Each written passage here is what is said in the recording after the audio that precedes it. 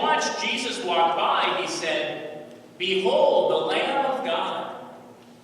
The two disciples heard what he said and followed Jesus. Jesus turned and saw them following him and said to them, "What are you looking for?" They said to him, "Rabbi," which translated means teacher, "where are you staying?" He said to them, "Come and you will see." So they went and saw where Jesus was staying. And they stayed with him that day. It was about 4 p.m. Andrew, the brother of Simon Peter, was one of the two who heard John and followed Jesus. He first found his own brother Simon and told him, "We have found the Messiah," which is translated Christ. Then he brought him to Jesus.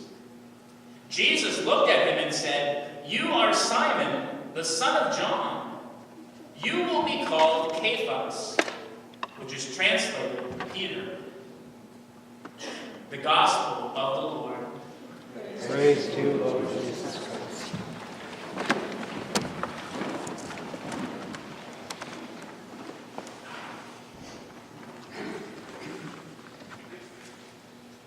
The Peter principle is a well-known business theory that says that workers tend to rise to the level of their incompetence. If you are hired by a company in an entry-level position and you do very well, you're likely to be promoted at some point to a more skilled position. And if you do well in that job, maybe you'll be promoted one day to a supervisory position and then to management. After a while, though, you will reach a position that you are no longer really qualified for. It's sort of beyond your capabilities. And at that point, you're promoted no further. The problem is that very often you end up then being stuck in a job for the rest of your career that you're not necessarily all that good at. A company, especially one that hires from within, sometimes finds itself filled with employees all in positions that they are doing rather incompetently. If you go to your work this week and look at your boss and your coworkers and wonder how on earth did I end up in such a dysfunctional workplace, the Peter principle might be part of the reason why. A classic illustration of this might be the TV show The Office, in which Michael Scott, the regional manager of a paper company, is clearly in over his head, and he's trying to manage this dysfunctional workplace in which all the employees are displaying some measure of craziness, incompetence, laziness, ambition, and everything else. Everyone there is either trying to completely check out, or they're so filled with ambition that they want to become the assistant regional manager.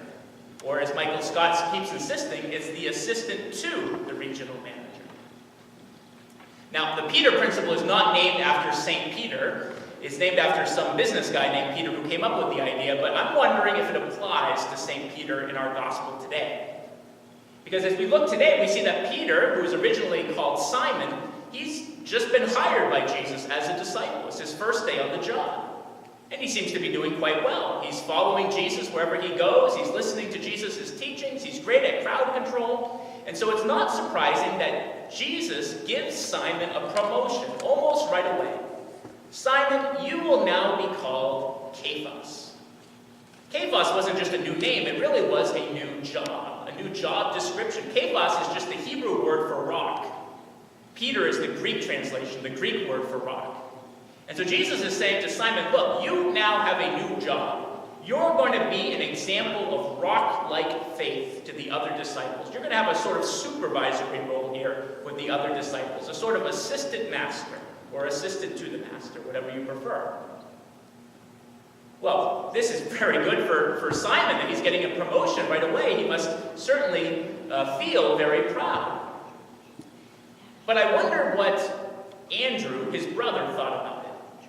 Because Andrew was the first of the disciples to be called by Jesus. Andrew had seniority in the company. He had been working for Jesus longer than his brother had. In fact, he was the one that brought his brother Simon into the company in the first place. So maybe Andrew would have thought, hey, wait a minute, I should be getting this promotion. But fortunately, Andrew remembered the Peter principle. That sometimes it's better to stay in a position that you're doing well, rather than be promoted too highly and too quickly into a position that you might not do nearly as well, that you're not really qualified for. You don't want to be like the man who went to his boss one day and said, look, I need a promotion here. I need a raise. I need more money. There's 3 companies after me. The boss said, wait a minute, our industry isn't even doing that well. What do you mean you need more money? Who are these 3 companies that are after you? And he said, well, it's the telephone company, the electric company, and the water company. Simon Peter ends up being rather a disaster in his new position, in his new supervisory role. If you read the Gospels, you see that. He's anything but a rock. He's constantly letting his emotions get the better of him. He's constantly putting his foot in his mouth. At the crucifixion, he even denies Jesus. As a manager, Simon Peter ends up being a complete disaster. So maybe Andrew has it right. It's better to just stay as an ordinary disciple sometimes. Andrew has another principle. We call it the Andrew principle. That he knows that it's better to actually just be a disciple and try to find others, as many other people as possible, to come into Jesus' company. And let them succeed. Whether you succeed or not is beyond the point. Jesus knows, too, what he's doing. He knows exactly the right 12 men to hire. And he knows that promoting Simon Peter is actually the best thing in the end. In the end, Simon Peter actually redeems himself. First of all, Jesus avoids the Peter principle in that he doesn't hire from within. There is no within yet to hire from. He's just a startup at this point. He does something very intelligent. He goes to another well-established company, that of John the Baptist, and he hires away some of his best disciples, people who Jesus knows can already do the job. In fact, Jesus' first 2 disciples, Andrew and John, were originally disciples of John the Baptist. And he just hires them away. Jesus' company is always outward focused, never inward. Jesus' company is always about finding new opportunities, new markets, new disciples.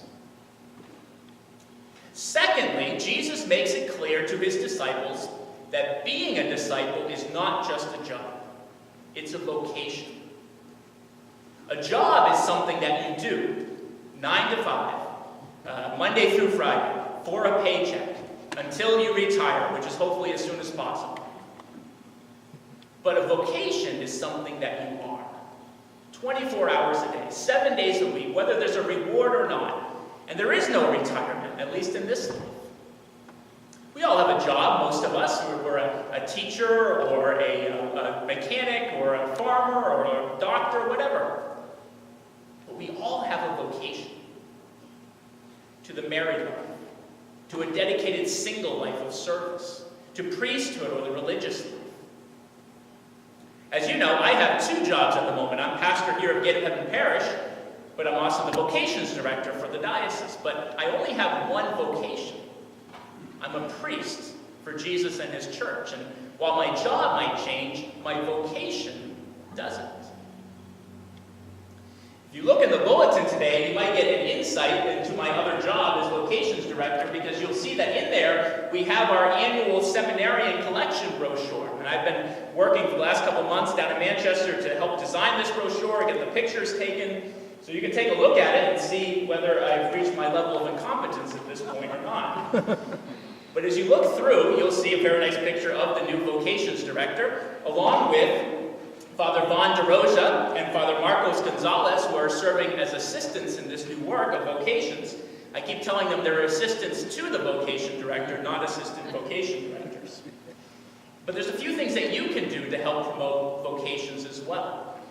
First of all, consider making a generous donation to the seminarian collection. We'll be taking it up next weekend as a second collection.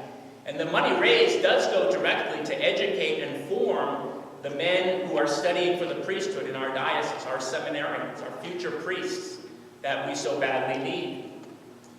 Secondly, take this page that has the picture of our 12 seminarians and bring it home. Hang it on your refrigerator, hang it on your wall, and promise to pray for these men. Please pray for an increase in vocations to the priesthood here in the Diocese of Manchester. Pray for this new work of vocations. There's a vocation prayer right there you can use if you want. Finally, finally, you'll see that we are promoting something in here called St. Andrew dinners. If St. Andrew was the first of the disciples to be called by Jesus, then he is a great model to anyone who is seeking to follow the Lord today. And these dinners are rather simple affairs. We have several of them according to different age groups around the state, and they're simply, the evening of prayer, food, discussion with priests about what being a priest is like here in the Diocese of Manchester. And so if you know a younger man or an older man who might be interested in a vocation, or you think they should be interested in a vocation, invite them to one of these dinners. So these are all scheduled mostly in the southern part of the state, but we'll be having one here in the North Country at some point soon as well. So follow the Andrew principle and not the Peter principle. Be like St. Andrew. Invite others into discipleship. Invite others into friendship with Jesus Christ. Invite others to find the vocation that God has created for each one of us. Andrew and Peter both discovered that being a disciple isn't just a job. It is a vocation. It's a calling. It's a giving of your life to Jesus.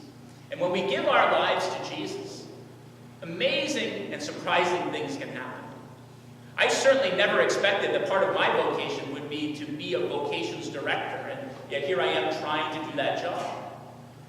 When I went down to my new office in Manchester, they had my name outside the door, very nice. It said, Father Matthew Mason, Vocation Director.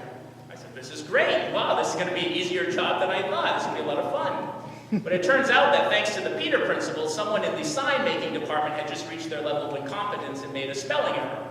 And so I really am the vocation director. It's a lot more hard work, but it's good.